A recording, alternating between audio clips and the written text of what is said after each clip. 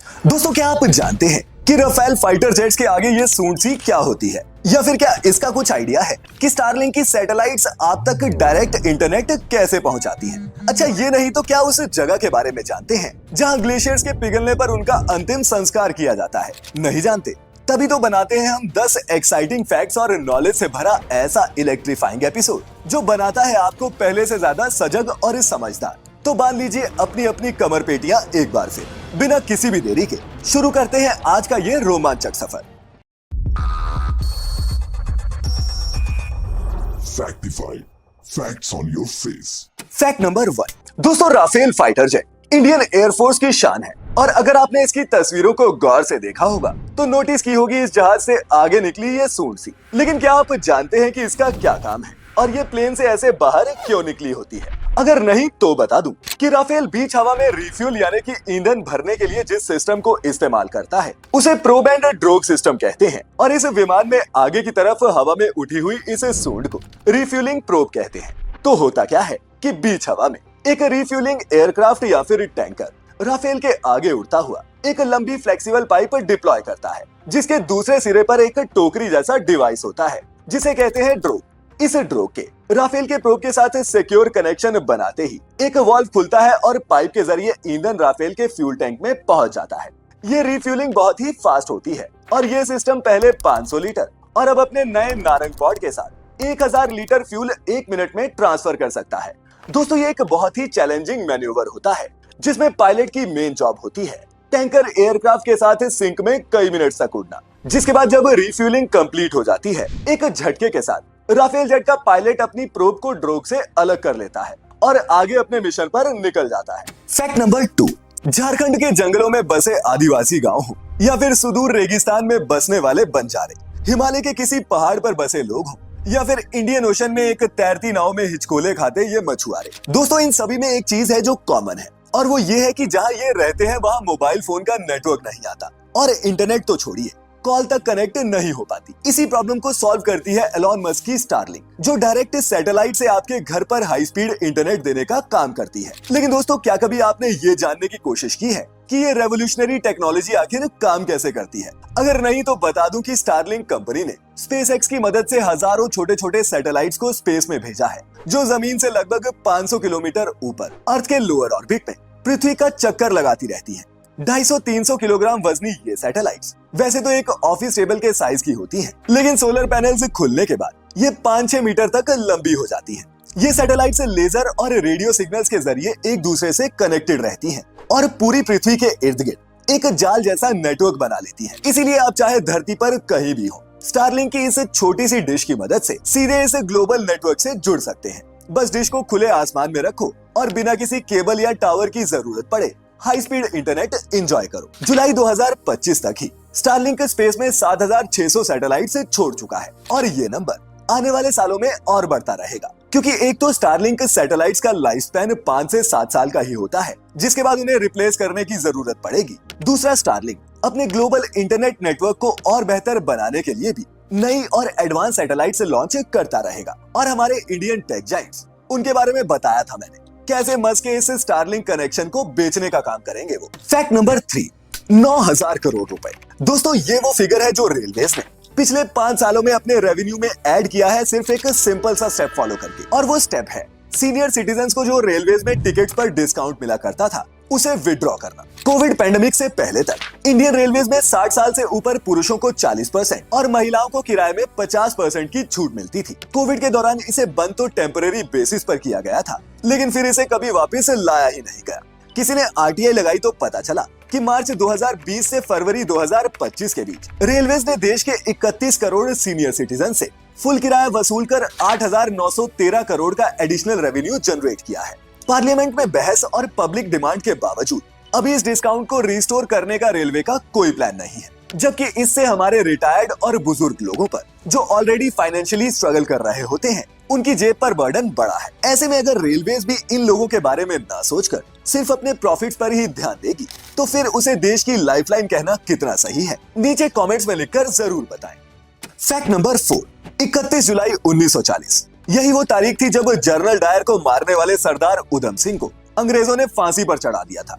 लेकिन क्या आप जानते हैं कि जब कोर्ट में उनसे उनका नाम पूछा गया था तो उन्होंने अपना नाम राम मोहम्मद सिंह आजाद बताया था, जिसमें हिंदू, मुस्लिम और सिख इन तीनों धर्मों के नाम मौजूद थे। लेकिन क्या जानते हैं उन्होंने ऐसा क्यों किया? तो उनके ऐसा करने के पीछे मकसद था अंग्रेजों को ये बताना कि जलियांवाला बाग हत्याकांड का बदला उनसे महज किसी सिख ने नहीं बल्कि भारत माता के एक वीर सपूत ने लिया है। हमारे देश में सर्वधर्म सद्भाव की वो ऐसी मिसाल दे गए थे जो आज के जमाने में ढूंढे नहीं मिलती। इसी के चलते 34 साल बाद जब 1974 में उनकी अस्थियां भारत लाई गई, तब उन्हें हरिद्वार, कीर्तपुर साहिब और रोजा शरीफ इन सभी अलग अलग धर्मों की पवित्र जगहों में प्रवाहित किया गया। Fact number 5। एक मेडिकल स्कूल में एक प्रोफेसर अपने स्टूडेंट से पूछता है, how many kidneys do we have? इसके जवाब में स्टूडेंट कहता है 4। प्रोफेसर गुस्से से हुंकारता है। वो चिल्लाकर अपने असिस्टेंट को कहता है कि थोड़ा घास लेकर आओ, क्योंकि क्लासरूम में एक गधा है। लेकिन तभी वो स्टूडेंट भी उतने ही जोश से चिल्लाता है, और मेरे लिए एक कॉफी भी। इस पर प्रोफेसर को इतना गुस्सा आया कि उसने उस स्टूडेंट को कॉलेज से ही निकलवा दिया। लेकिन दोस्तों, ये मुंहफट बच्चा कोई एवरेज स्टूडेंट नहीं था जो प्रोफेसर के इस बिहेवियर से मायूस हो जाता, बल्कि आगे चलकर ये ब्राजील के एक फेमस जर्नलिस्ट और ह्यूमरिस्ट एपरिशियो टोरेली एपोरेली बना, जिसे सरकार से तीखे और व्यंग्यपूर्ण सवाल पूछने के चलते बैरन ऑफ इटारेयर का तमगा भी मिला। क्लास से निकलने के बाद जाते जाते टोरेली ने प्रोफेसर को क्लियर भी किया था कि आपने पूछा था कि how many kidneys do we have, and we have 4 kidneys, 2 मेरी और 2 आपकी। और सर, वी एक प्लूरल टर्म है। अंदर जाएं और घास को एंजॉय करें। दोस्तों, ये कहानी सुनाने का मेरा मकसद ये समझाना है कि जिंदगी में नॉलेज के साथ साथ कल्चर, विजडम और रीजनिंग की भी जरूरत पड़ती है। एक कॉलेज डिग्री किसी काम की नहीं अगर आपको अपने रोल को अच्छे से कैसे निभाना है यही नहीं पता। Fact number 6। हमारे जंगलों में लगने वाली आग हो, बर्बाद होती फसलें हो या फिर हर मॉनसून आने वाला ये सैलाब, ऐसे कितने ही नुकसान हैं जो मानव जाति क्लाइमेट चेंज के चलते झेल रही है। ऐसे में नेपाल में मई 2025 में इस प्रॉब्लम को हाईलाइट करने के लिए एक ग्लेशियर का अंतिम संस्कार किया गया। जी हाँ, सुनने में ये अजीब लग सकता है, लेकिन नेपाल के लांगथंग रीजन में स्थित याला ग्लेशियर, जो पहले साइंटिस्ट के लिए ग्लेशियर को स्टडी करने की एक ट्रेनिंग ग्राउंड की तरह था, 2025 आते आते इसका 66% हिस्सा पिघल चुका था और ये अपनी जगह से 800 मीटर पीछे जा चुका था। ये देखते हुए इस ग्लेशियर को डेड घोषित कर दिया गया और बकायदा साइंटिस्ट और लोकल कम्युनिटीज ने मिलकर इसका शोक और विलाप भी किया। लेकिन दोस्तों, ये सिर्फ एक ग्लेशियर की कहानी नहीं है। हर साल दुनिया भर में 1000 से भी ज्यादा ग्लेशियर्स गायब हो रहे हैं और इनका पिघलना सिर्फ हमारे फ्रेश वाटर रिजर्व्स को ही खत्म नहीं कर रहा, सी लेवल राइज, फ्लड्स और वाटर स्कैरसिटी जैसी प्रॉब्लम्स को भी बढ़ा रहा है, जो आने वाले दिनों में इस प्लेनेट पर रहने वाले 2 अरब लोगों को अफेक्ट करेगा। ऐसे में इन बड़ी बड़ी कंपनी से तो ज्यादा उम्मीद नहीं लगाई जा सकती, लेकिन हम अपने पर्सनल लेवल पर अपना कार्बन फुटप्रिंट घटाने के लिए क्या क्या कर सकते हैं, अपने सुझाव नीचे कमेंट्स में जरूर लिखें। मैं देखूं तो सही कि जो 2-3 हजार लोग मुझे देखते हैं वो कितने समझदार हैं। Fact number 8। चाइना के सोलर पैनल्स में किल स्विचेस और कई ईस्ट एशियन सर्किट बोर्ड्स में सस्पिशियस पार्ट्स मिलने के बाद ये सवाल पूरी दुनिया में उठने लगा है कि कहीं हम सबके गैजेट्स चीन के कब्जे में तो नहीं। दोस्तों, ये एक ग्लोबल प्रॉब्लम है जिसे समझना हम सभी के लिए बहुत जरूरी है। तो हुआ क्या कि 2025 में यूएस ने चाइनीज सोलर इन्वर्टर्स में कुछ एक्स्ट्रा और अनडॉक्यूमेंटेड कम्युनिकेशन डिवाइसेस लगे हुए पाए, जो मालवेयर या फिर डेटा भेजने के लिए इस्तेमाल किए जा सकते थे। इसके अलावा डेनमार्क ने भी कई ईस्ट एशियन सर्किट बोर्ड्स में कुछ शेडी कंपोनेंट्स देखे। ये छोटे छोटे चिप्स जो चावल के दाने जितने थे, नेटवर्क में बैकडोर्स बना सकते हैं, जिसकी मदद से सेंसिटिव डेटा भी चुराया जा सकता है। और एक्सपर्ट्स का तो कहना है कि अभी तो सिर्फ ये शुरुआत है। हुआवे, ZTE और हिकविजन जैसे ब्रांड्स पर यूएस पहले से ही शक करता है और इंडिया ने भी चाइनीज राउटर्स, नेटवर्किंग डिवाइसेस और सीसीटीवी कैमरास पर बैन इसी के चलते लगाया है कि कहीं चाइना बैकडोर से इनका मिसयूज ना करे। और चूंकि पूरी दुनिया के 75% मोबाइल फोन्स और 90% पीसी पार्ट्स चाइना से ही आते हैं, तो ये ग्लोबल रिस्क कितना बड़ा है इसका अंदाजा आप भी लगा सकते हैं। चाइना का मैन्युफैक्चरिंग स्केल इतना बड़ा है कि हर डिवाइस चेक कर पाना तो पॉसिबल ही नहीं। ऐसे में अगर आपके लैपटॉप या फिर फोन पर किया गया हर क्लिक चाइना देख भी रहा हो तो इससे आपको हैरानी नहीं होनी चाहिए। Fact number 9।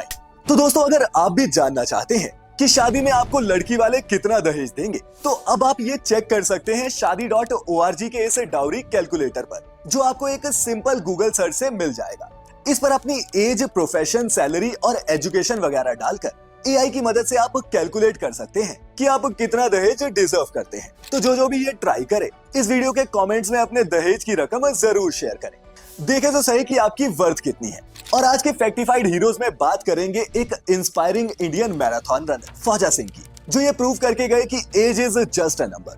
89 की एज में जब ज्यादातर लोग अपने जीने के मायने भी खो देते हैं, फौजा सिंह ने अपनी पत्नी और बेटे के जाने के दुख को कम करने के लिए मैराथन रनिंग की शुरुआत की और ऐसी की कि पूरी दुनिया में छा गए। उनका डिसिप्लिन और डेडिकेशन कमाल का था, जिसके बूते उन्होंने दुनिया के कई बड़े बड़े मैराथन्स में हिस्सा लिया और कई वर्ल्ड रिकॉर्ड्स भी बनाए। अक्टूबर 2011 में 100 साल की उम्र में फौजा सिंह ने एक ही दिन में अपनी एज ग्रुप के 8 वर्ल्ड रिकॉर्ड्स बनाए, जो 100 मीटर से लेकर 5000 मीटर तक के इवेंट्स में थे। दोस्तों, फौजा एक वेजिटेरियन थे और उन्होंने अपनी लंबी उम्र और फिटनेस का राज सिंपल खाने और डिसिप्लिन्ड लाइफस्टाइल को बताया।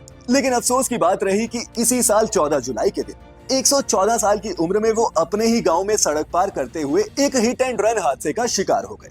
दोस्तों, फौजा सिंह अपने रिकॉर्ड्स के लिए कम बल्कि उस सादगी और हार न मानने वाले उस जज्बे के लिए ज्यादा याद किए जाएंगे, जो हमें याद दिलाता है कि जिंदगी का कोई भी मोड़ हो, नई शुरुआत की जा सकती है। इसी मैसेज के साथ लेते हैं अब आप सभी से विदा। वीडियो का फीडबैक नीचे कमेंट्स में जरूर दें और मुझसे डायरेक्ट बात करने के लिए फॉलो कर लें फैक्टिफाइड हिंदी का ट्विटर पेज। तो मिलेंगे जल्द ही कुछ और इंटरेस्टिंग कहानियों के साथ। तब तक के लिए अपने चहेतों का ख्याल रखें, खुश रहें और वीडियो यहाँ तक देखने के लिए आप सभी का तहे दिल से बहुत बहुत शुक्रिया।